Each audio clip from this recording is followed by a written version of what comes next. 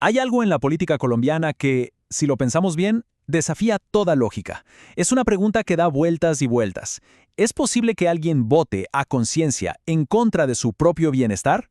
Bueno, vamos a meternos de lleno en este enigma. Sí, la pregunta es así de directa y la verdad es bastante fuerte, ¿no? ¿Por qué un votante apoyaría a un candidato si sus políticas, al final del día, parecen mantener un sistema que lo perjudica?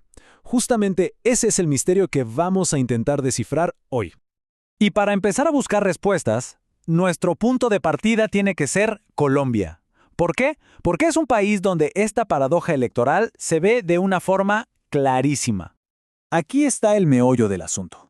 Hablamos de grupos de bajos recursos, gente que ha vivido la desigualdad por generaciones, y que muy a menudo, cuando llega el día de las elecciones, terminan eligiendo a representantes de las clases más altas.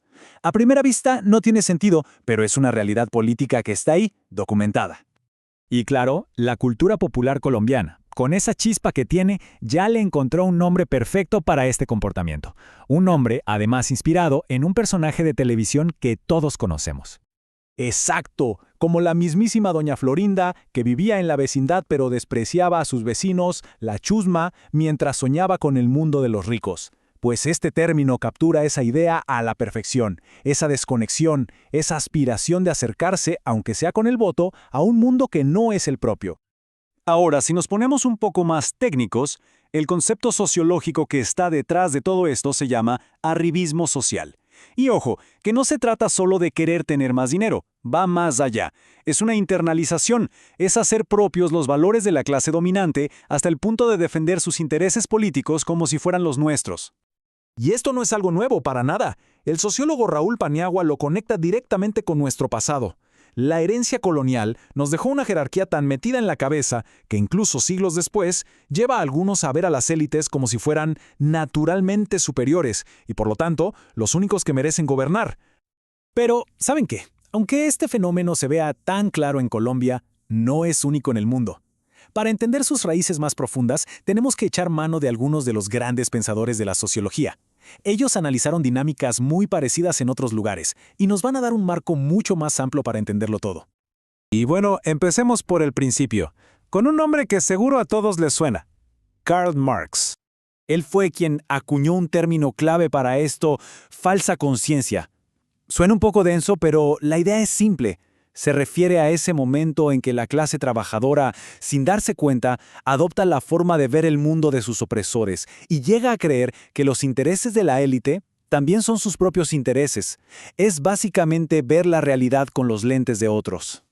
Unas décadas más tarde, un pensador italiano, Antonio Gramsci, le dio una vuelta de tuerca muy interesante a esta idea.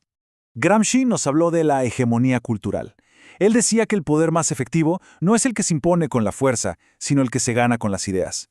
La clase dominante va moldeando la cultura, la educación, los medios, hasta que su visión del mundo se convierte en el sentido común, en lo que todos aceptamos como normal, natural e incuestionable.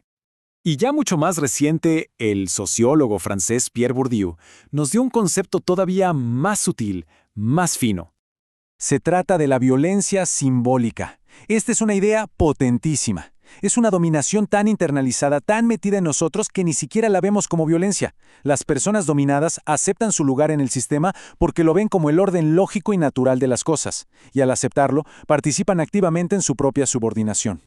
Y por último, para traerlo a nuestra realidad, un sociólogo brasileño, José Souza, nos da la pieza final del rompecabezas. Él nos habla del pobre de derecha, y es una idea clave. Toda esa humillación y esa rabia que genera la desigualdad, en lugar de dirigirse hacia las élites que controlan el sistema, se desvía, se canaliza hacia otros grupos igual de vulnerables. ¿Y cuál es el resultado? Se termina apoyando a políticos que prometen orden, pero que en realidad lo único que hacen es mantener intacta la estructura que genera esa misma desigualdad. Ok, entonces, ya vimos la paradoja colombiana y repasamos un montón de teorías sociológicas potentes. Ahora sí, es el momento de conectar los puntos. ¿Cómo nos ayudan todas estas ideas globales a entender ese fenómeno tan nuestro? Y aquí es donde todo hace clic. El síndrome de Doña Florinda no es solo una anécdota simpática, no. Es en realidad la manifestación local de todos estos conceptos. Es la falsa conciencia de Marx, porque se adoptan los intereses de la élite. Es la hegemonía cultural de Gramsci, porque se ve el poder de esa élite como algo normal. Y es la violencia simbólica de Bourdieu, porque se participa activamente en la propia subordinación. Entonces, al final, ¿qué significa todo esto? Pues nos lleva a una conclusión mucho más profunda sobre lo que de verdad hay detrás de una simple elección. Y esta es la idea clave con la que nos tenemos que quedar. No se trata de gente mal informada o de que se equivocaron al sumar. Creer eso sería simplificarlo demasiado. La explicación es mucho más compleja y está enterrada en siglos de historia y en dinámicas sociales muy profundas. Esta reflexión final creo que lo resume todo de una forma brillante. La próxima vez que veamos esta paradoja en las urnas, recordemos esto. Un voto nunca es solo un voto. Es el resultado de historia, de cultura, de heridas coloniales que siguen abiertas y de estructuras de poder que funcionan casi sin que nos demos cuenta, guiando la mano que marca la papeleta. Entenderlo no es justificarlo, sino empezar a descifrar uno de los rompecabezas más complejos de la democracia.